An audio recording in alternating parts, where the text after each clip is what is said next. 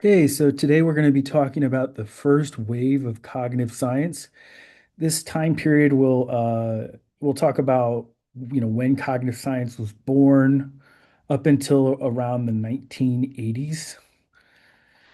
And we'll also talk about some of the philosophical precursors that underlie cognitive science. So again, we'll talk about the philosophical assumptions and problems for cognitive sciences. This will include things that cognitive science has had to deal with, right?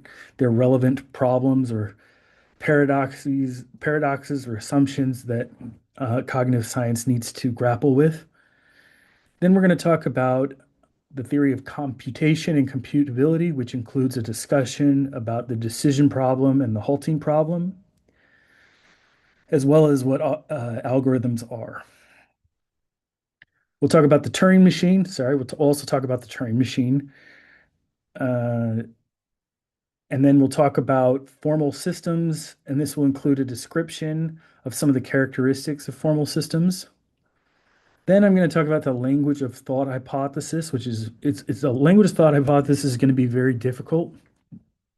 So I'm going to try to make it clear what things are important and what things are not as important. So I'm going to go into the nitty-gritty details of the language of thought hypothesis.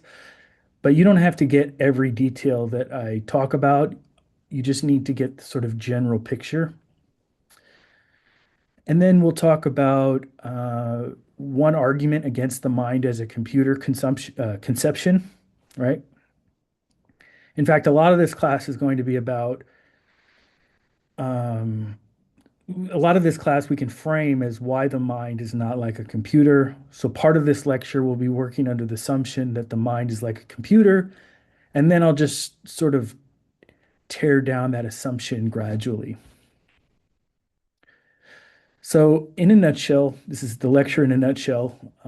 Cognitive science assumes that our minds are mechanical meat machines that manipulate sentence-like symbols, like a formal system or computer. And in fact, yeah. And so then it assumes that the more human-like aspects of cognition will be taken care of. So what does that mean? That just means that the I would argue that cognitive sciences tried to figure out how to get a computer to do things that humans are really bad at, like solving derivatives, playing chess, solving really difficult problems, logic problems, for example. And then they sort of ignored all the human-like aspects of cognition because they thought that once we figure out how to get a computer to do these really difficult things, then the human-like aspects will get taken care of as a result, sort of.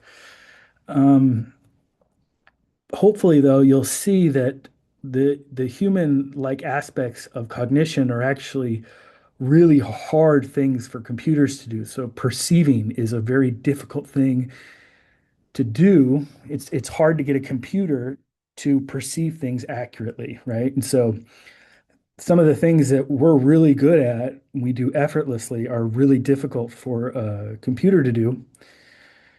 Whereas the things that computers are really good at, we struggle the most with. And so, yeah, so we sort of ignored the human-like aspects of cognition, which are the most difficult.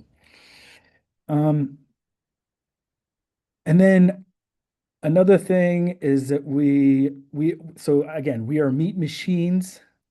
And we sort of assume that the mind is separate from the brain, much like how software is separate from hardware. Of course, the brain is important, and it's true that all of the mind cannot exist without the brain. Uh, and again, of course, we would say that the rules of the mind are enacted by the brain. But nevertheless, we can kind of conceptualize them as separate things in the same way that we can talk about software being separate from hardware on a computer. And then we'll talk about a theory of computation, which was a necessary precursor It had been developed by Alan Turing, a guy named Alan Turing. He also developed the concept of an algorithm, as well as an idealized abstraction of a computer, which is another, and more specifically, is called the Turing machine. So this will be kind of a long lecture. And so the two, I would say the longest things that we'll talk about are we'll talk about formal systems, and formal systems are self-contained, medium independent, and realizable systems involving rules for manipulating types of tokens. Again, you probably are having trouble understanding that sentence. Don't worry, I'm gonna unpack it when we get there. And then we'll talk about language of thought hypothesis, which states that thinking is done using a sort of logical language called mentalese.